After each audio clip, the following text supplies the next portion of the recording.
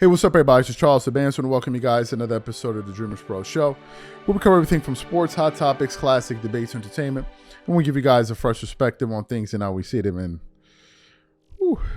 but before we get into it, please make sure you like the video and sub to the channel.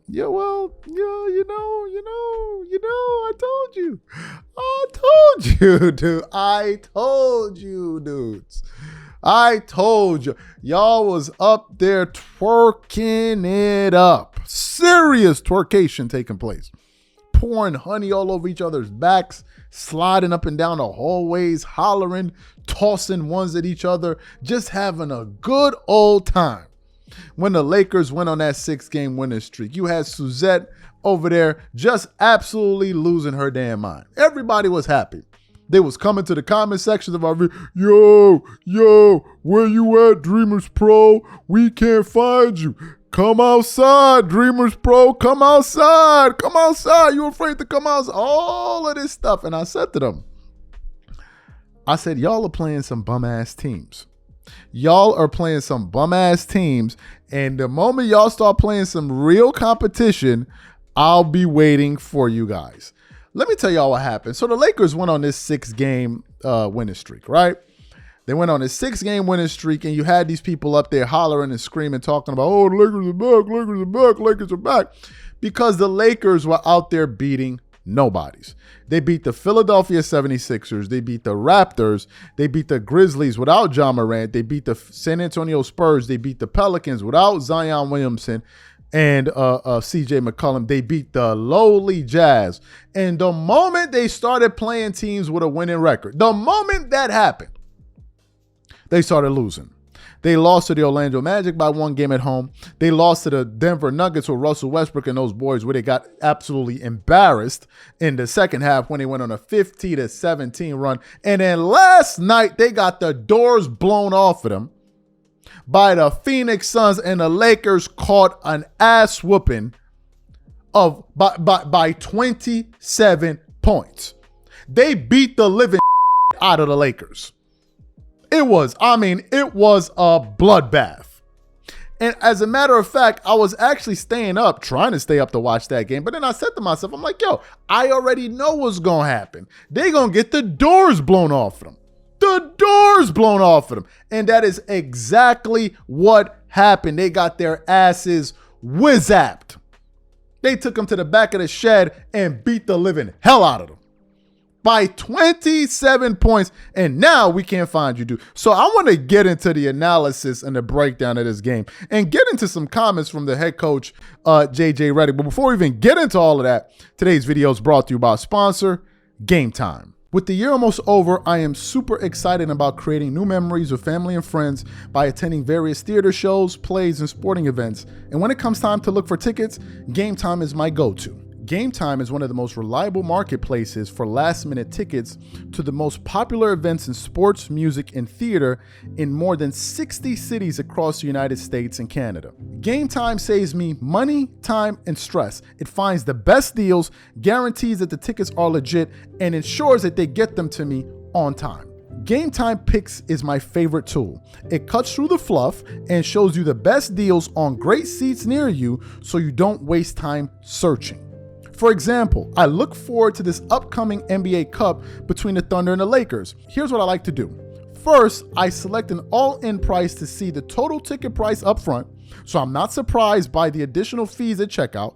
Next, I click on Game Time Picks to check out their curated deals. And finally, I pick the ticket I want. I choose the cheapest deal, the great deal, or the amazing deal. Once you select the ticket you want, you can use their panoramic seat view to ensure you know exactly what you're getting before you buy. So take the guesswork out of buying tickets with Game Time. Download the app, create an account, and use code CLNS for $20 off your first purchase. Again, create an account and use redeem code CLNS for $20 off. And remember, whenever you support this sponsor, you're supporting this channel. Thank you. Okay, so let's get into this box score yesterday. Okay, let's look at the Phoenix Suns. They had a bunch of players balling out, especially their big three. Bradley Beal, who made his return last night, got scored 23 points, had a huge block on LeBron James. He shot 67% from the field, 50% from the three. He did his thing with 2 assists and 2 rebounds and a block, of course, the one I just mentioned. Kevin Durant came back also in that game. He had 23 points, 6 rebounds, 2 assists, shot 50% from the three, 53% from the field, doing his thing. Yusuf Nurkic had 12 points and 12 rebounds. He did his thing. Devin Booker finished the game with 26 points and 10 assists, with only 3 turnovers in the game. Now, let's look at the Lakers side. Rui Hachimura has 7. Okay, he shot 37%. LeBron James, who you jigaboos were out there twerking it up and lathering it up all throughout the offseason. ESPN ranked him as the 7th best player in the world. Kenny Smith talking about he the 2nd best player. Really? LeBron is the 2nd best player in the world, and I'm Santa Claus. I'm Santa Claus. If LeBron is the 2nd best player, I am Santa Claus. Santa Claus. LeBron better than Giannis Antetokounmpo? Because Nikola Jokic is the best. So he better than Giannis Antetokounmpo. Is that what we're saying? He better than Luka Doncic. Is that what we're saying? He better than Anthony. So that's what they were saying. Anthony Davis yesterday, LeBron scored 18 points on 44% shooting from the field, 28.6% shooting from the 3-point line. He did hit both of his free throws. He had 8 rebounds, 10 assists, and 5 turnovers to lead the game. 5 turnovers. 5 turnovers for the guy that makes the correct play every single time. 5 turnovers. We get to Anthony Davis. He had 25 points and 15 rebounds. It's a damn shame. He would have probably had 35 if they gave him the ball more. He shot 19. LeBron is over there shooting 16 times. Only God knows. Then we get to who else? Cam Reddish had 0 points. Who else? Austin Reeves had 15 points. Dalton Knecht had 7 points. D'Angelo Russell had 16 points coming off the bench. Look, the reason the Lakers got their butts whipped is because they play zero defense. They don't care. They're not interested in playing defense. They're not even in remotely playing defense. And LeBron himself plays absolutely zero defense. Zero defense. All LeBron is out there trying to do is get stats and stat pad. The Lakers scored 40 points in the second half, and they gave up 65 points. That's an average of around 32 points a quarter. A quarter. So LeBron plays no defense. And as a result, they play no defense. Let me give you guys some data here regarding the Lakers as a team. Offensively, they're the fifth. They have the 5th overall rating in the NBA. Defensively, they are 27th.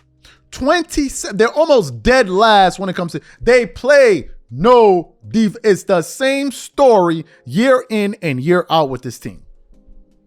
The same story. The exact same story. They are horrible, this team.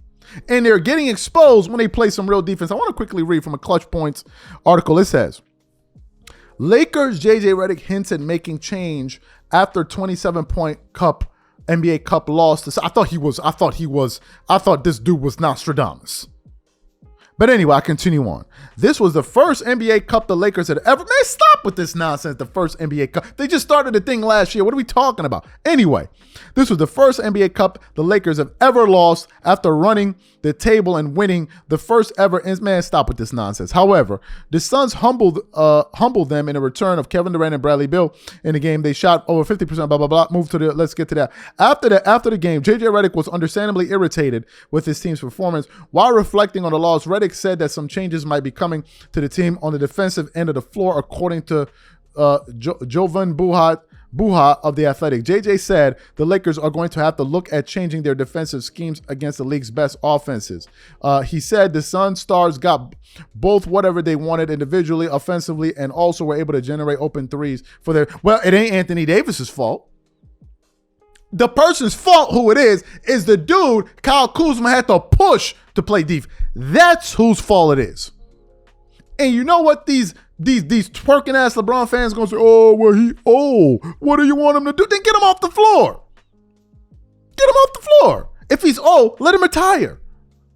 If LeBron is old, let him retire. Let somebody else step up to the plate and let's see what they got. But now, They want to keep him around to keep accumulating one useless, irrelevant, game-changing stat after the other. This is what I asked. What is this about? It's just about compiling stats. So yes, the Lakers got the doors blown off of them. Now before I close, I just want to quickly look at their schedule because it's about to get about to get easier. So who do they just play? The Suns. They're gonna play the Spurs. They may give them a challenge, and then they're gonna have the Thunder. Then they're gonna give them the league. Gonna give them another day off against the Jazz again. How many times the Lakers playing the Jazz? The league is funny. I want y'all to pay attention to something. The Jazz are ass this season. Let's look at the amount of times the Lakers would have played the Jazz already. They played the Jazz. This will be the third time. They played them on the 20th. Let me see. Did they play them again before that? I think they played them before. I could be wrong. No, that's the preseason. The Lakers played the Jazz. This will be the second time the Lakers are playing the Jazz already. The second time.